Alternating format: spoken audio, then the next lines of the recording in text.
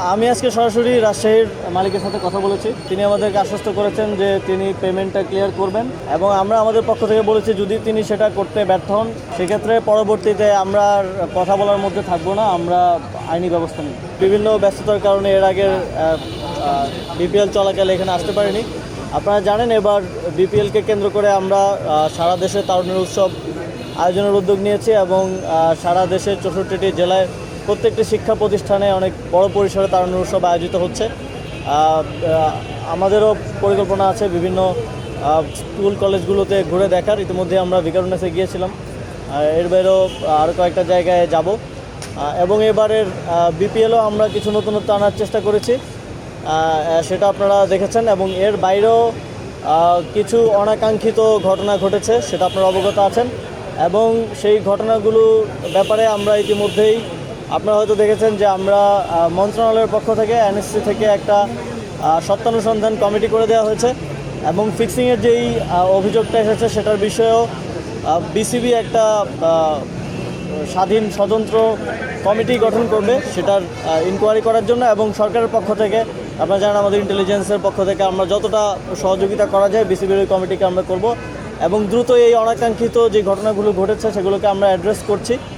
আমি এখানেও যেই দুইটা টিমের প্লেয়ারদের স্যালারি নিয়ে যেই প্রবলেমটা ছিল সেই বিষয়ে টিম মালিকদের সাথে সরাসরি কথা বলেছি এবং খুব দ্রুতই এই সমস্যাগুলোর সমাধান হয়ে যাবে, এইটা আমি আপনাদেরকে আশ্বস্ত করছি। এবং এবারের কিছু অনাকাঙ্ক্ষিত ঘটনা সত্ত্বেও এবার কিছু ভালো বিষয় হয়েছে যে আপনারা দেখেছেন যে টিকিটে এবার প্রায় রেকর্ড পরিমাণ রেভিনিউ বিসিবিতে এসছে। এর বাইরেও এবার যেমন গতবারের বিপিএল একজন দর্শক হিসেবে যদি বলি, একটা টি20 টুর্নামেন্টে রান হচ্ছিল 120 110 অ্যাভারেজ, অন অ্যাভারেজ এবার প্রায় 200 অনেকগুলো ম্যাচেই রান হচ্ছে। তো দর্শকরাও আনন্দ পাচ্ছে দেখে। তো খারাপ ভালো সব কিছু মিলেই আশা করি এবারের বিপিএলটা আমাদের জন্য একটা লার্নিং হয়ে থাকবে, আগামীতে আমরা এর থেকে আরও ভালো করতে পারবো, এটাই প্রত্যাশা থাকবে। যেটা আপনি বললেন যে তারুণের উৎসবের অংশ হিসেবে আসলে বিপিএলটা হচ্ছে, তো আসলে আমরা যেটা দেখেছি যে বিসিবিতে নতুন কমিটি এসেছিলো এবং তাদের হাতে সময় খুব কম ছিল, তো আসলে কি সরকারের পক্ষ থেকে কোনো চাপ ছিল বা তাদের কোনো দেওয়া হয়েছিল কিনা যে আপনাদের বিপিএলটা করতেই হবে, জরুরি ছিল কিনা তারুণের উৎসবের জন্য, যেহেতু সময়টা কম ছিল বিসিবিতে এবং দেখেছি কিছু অগোছালো কিছু ছিল মানে সময়টা কম থাকার কারণে, তো এটাকে আসলে সরকারের উপর থেকে কোনো চাপ বা তাদের বলে দিয়েছিল কিনা করতেই হবে, জরুরি ছিল কিনা? না, আমরা সব কিছুরই ধারাবাহিকতা রক্ষা করতে চেয়েছি, তবে সময় কম থাকা ছাড়াও আর অনেকগুলো চ্যালেঞ্জ ছিল। আপনারা জানেন যে বিসিবিতে বোর্ডে অনেক বড় পরিবর্তন এসেছে, নতুন এসে এত কম সময়ের মধ্যে একটা বিপিএল আয়োজন করাটাও একটা কষ্টসাধ্য ব্যাপার এবং এর বাইরেও আমার মনে হয় যে অনেক কিছুর ক্ষেত্রে সামঞ্জস্য সমন্বয় ঠিকমতো হয়নি এবং সেক্ষেত্রেও আমরা আমাদের একটা সত্যানুসন্ধান কমিটি করা হয়েছে এনএসসি থেকে। আমরা সেই বিষয়গুলো খতিয়ে দেখব যে কোথায় কোথায় এরর ছিল এবং will try to fix it. কারো যদি অবহেলা থাকে আমরা সেটাকেও অ্যাড্রেস করবো।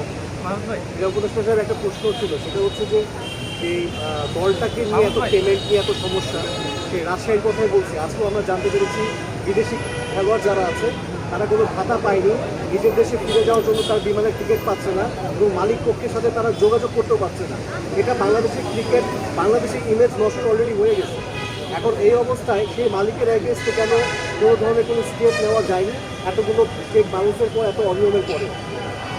আমি আজকে সরাসরি রাজশাহীর মালিকের সাথে কথা বলেছি এবং তিনি আমাদেরকে আশ্বস্ত করেছেন যে তিনি পেমেন্টটা ক্লিয়ার করবেন এবং আমরা আমাদের পক্ষ থেকে বলেছি যদি তিনি সেটা করতে ব্যর্থ হন অথবা না করেন সেক্ষেত্রে পরবর্তীতে আমরা আর কথা বলার মধ্যে থাকবো না, আমরা আইনি ব্যবস্থা নিই। বিপিএলের বাইরে ক্রিকেট বোর্ড তো 25 সদস্যের পরিচালনা পর্ষদ, এখন সঙ্গত কারণেই হোক যে মানে অনেক পরিচালক কিন্তু ইনঅ্যাক্টিভ বা নেই, অল্প সংখ্যক পরিচালক দিয়ে ক্রিকেট বোর্ডটা চলছে।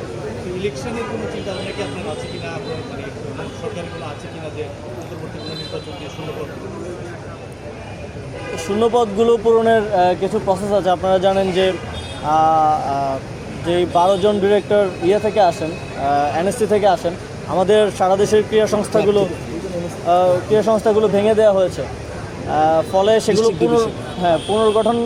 পুনর্গঠনের মাধ্যমেই ডিস্ট্রিক্ট ডিভিশনাল যে ক্রীড়া সংস্থা পুনর্গঠনের পরে সেখান থেকে ডিরেক্টররা আসবেন এবং ইলেকশনের যে ব্যাপারটা, ইলেকশন তো একটা নির্দিষ্ট ডিউ টাইম আছে, মেবি অগস্টে আবার ইলেকশনের সময় আসতেছে, তো ডিউ টাইমেই ইলেকশন হবে আশা করি।